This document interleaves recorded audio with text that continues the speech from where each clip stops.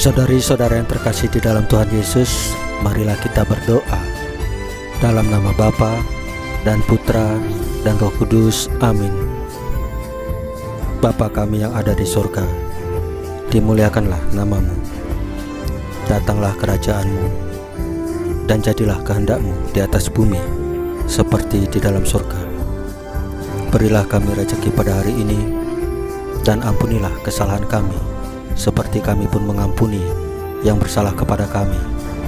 Dan janganlah masukkan kami ke dalam pencobaan, tetapi bebaskanlah kami dari yang jahat.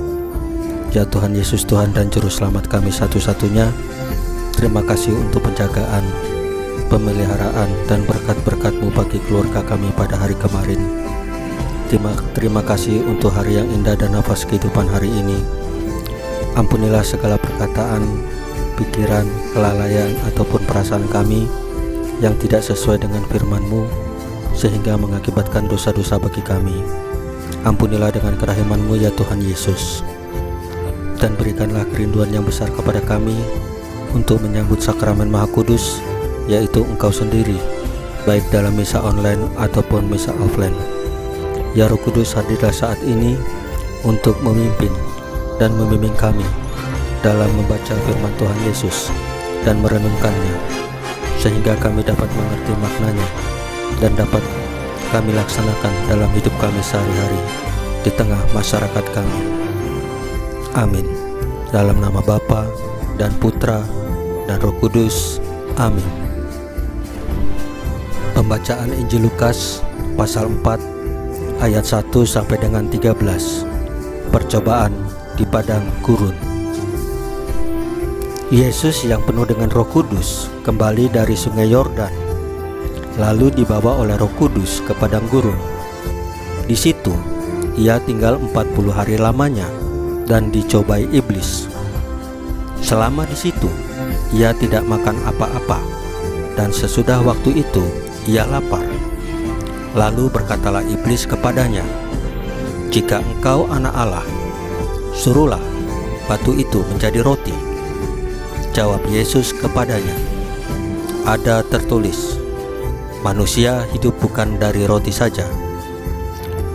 Kemudian ia membawa Yesus ke suatu tempat yang tinggi, dan dalam sekejap mata ia memperlihatkan kepadanya semua kerajaan dunia. Kata iblis kepadanya, "Segala kuasa itu serta kemuliaannya akan kuberikan kepadamu, sebab semuanya itu telah diserahkan kepadaku, dan aku memberikannya kepada siapa saja yang ku kehendaki. Jadi, jikalau engkau menyembah aku, seluruhnya itu akan menjadi milikmu." Tetapi Yesus berkata kepadanya, "Ada tertulis, engkau harus menyembah Tuhan Allahmu, dan hanya kepada Dia sajalah engkau berbakti."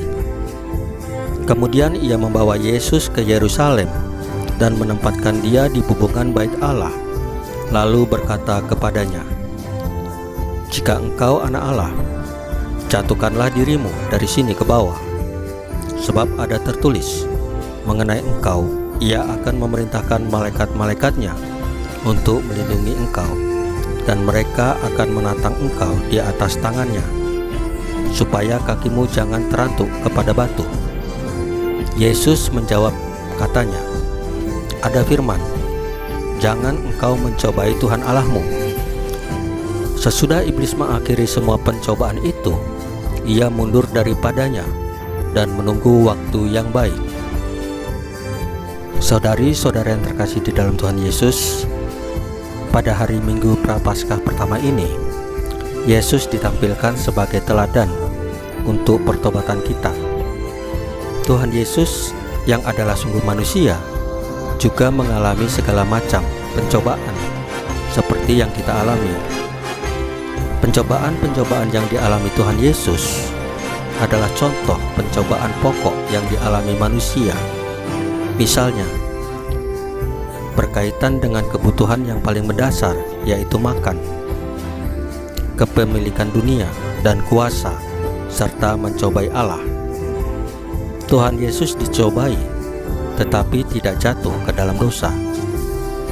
Tuhan Yesus mampu menang terhadap setan karena Tuhan Yesus bersikap tegas tanpa kompromi. Di samping itu, Tuhan Yesus sungguh hidup dari kuasa Roh dan menghayati sabda Allah. Tuhan Yesus mampu bersikap tegas karena Dia mengandalkan Allah saja, bukan kekuatan lain. Ia menundukkan seluruh dirinya dalam kuasa Roh Kudus dan mengikuti dorongan-dorongan Roh.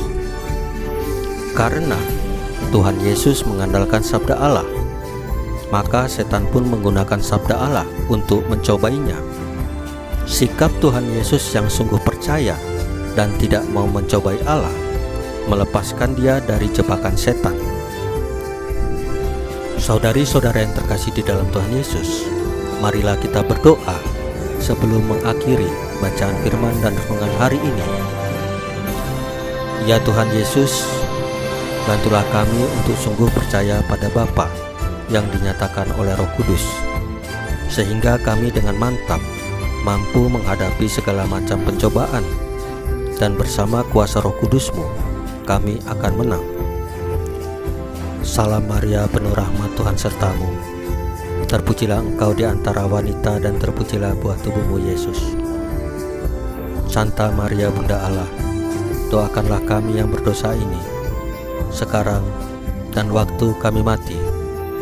Ya Tuhan Yesus, tambahkanlah iman kami hanya kepadamu saja, karena Engkau adalah Tuhan dan Juru Selamat kami. Amin. Dalam nama Bapa dan Putra dan Roh Kudus. Amin. Saudari-saudara yang terkasih di dalam Tuhan Yesus, bacaan firman dan renungan hari ini sudah selesai. Tuhan Yesus memberkati kita semua. Amin.